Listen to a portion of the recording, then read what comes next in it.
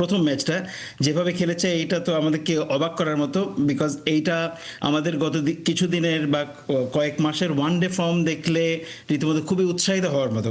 আমরা এত ভালো খেলিনি, আবার এক ম্যাচ পরই বাস্তবতা আমাদেরকে আবার আগের জায়গায় নিয়ে এসেছে। 10টা ম্যাচের মধ্যে 7টা ম্যাচে বাংলাদেশ 50 ওভার ব্যাট করতে পারেনি, তো ব্যাটিংয়ের অবস্থাটা বুঝতেই পারা যাচ্ছে খুবই খারাপ, খুবই সঙ্গীন। টপ অর্ডারে 2-3 জন রান না পেলে মিডল অর্ডার হুড়মুড় করে ভেঙে যাচ্ছে। আজকে বাংলাদেশের জন্য ডু অর ডাই একটা ম্যাচ। সিরিজটা যদি বাংলাদেশ বাঁচাতে চায়, নিজেদের পক্ষে রেজাল্ট আনতে চায়, সিরিজ নির্ধারণী এই ম্যাচটাতে বাংলাদেশকে জিততেই হবে। সেক্ষেত্রে ওই যে টপ অর্ডারকে দায়িত্বটা নিতে হচ্ছে। সো টপ অর্ডারকে দায়িত্ব নিতে হলে এই যে বারবার ব্যাটিং কলাপসটা করছে, এই ব্যাটিং কলাপসটা থেকে এই অভিশাপটা ঘোচানোর জন্য বাংলাদেশকে আসলে কি করতে হবে? কোন পন্থায় গেলে বাংলাদেশ আজকে নিজেদের পক্ষে রেজাল্ট আনতে পারবে? ধন্যবাদ আপনাকে আমাকে ইনভাইট করার জন্য।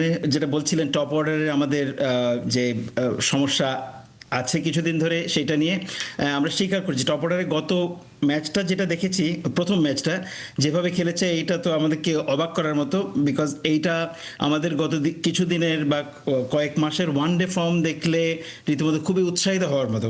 আমরা এত ভালো খেলিনি, আবার এক ম্যাচ পরই বাস্তবতা আমাদেরকে আবার আগের জায়গায় নিয়ে এসেছে, যে আমরা যেন টের পেয়েছি।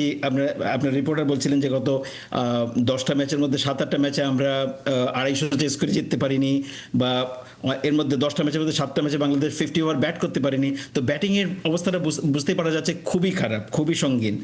এবং টপ অর্ডারে 2-3 জন রান না পেলে মিডল অর্ডার হুড়মুড় করে ভেঙে যাচ্ছে।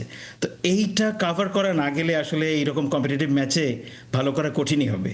আপনারা ইঙ্গিত দিয়েছেন যে একটা চেঞ্জ হতে পারে। সাইফ, ওনাকে খুবই ফ্র্যাজাইল মনে হচ্ছে। উনি একটা দুটার কোনো ম্যাচই ভালো করতে পারেননি, এবং সেকেন্ড ম্যাচে 12 রান করলেও 12 রানের মধ্যেই 3-4টা লাইফ দিয়ে ফেলেছেন। তো উনি যদি বাদ পড়েন, তার জায়গায় সৌম্য আসেন। সৌম্য অনেকদিন ধরে টপ অর্ডারে অনেক ব্যাট করার সুযোগ পাননি। আবার লিটনকে লেট অর্ডারে নিয়ে আসাতে টপ অর্ডারে আমাদের কোনো থার্ড ওপেনারের অপশনও সেভাবে রাখা হয়নি। তো আমি খুব যে আশাবাদী হতে পারছি তা না, বাট অ্যাগেইন মুশতাক যেভাবে বললেন, আপনার রিপোর্টে দেখেছি যে সব কিছু যদি ভালো হয়, আমরা যদি আমাদের ব্যাটসম্যানরা যদি বেস্ট লেভেলে অ্যাপ্লাই করতে পারে, বোলাররা ব্যাটসম্যানরা, এটা অবশ্য সবার জন্যই তাই। যে কোনো দল তার বেস্টটা খেলতে পারলে যে কোনো দলই জিতবে, পাকিস্তানও তাই বলবে। তো সেই আশা করতেই হচ্ছে আমাদের, সেই আশাতেই অপেক্ষা করতে হচ্ছে, দেখা যাক কি হয়।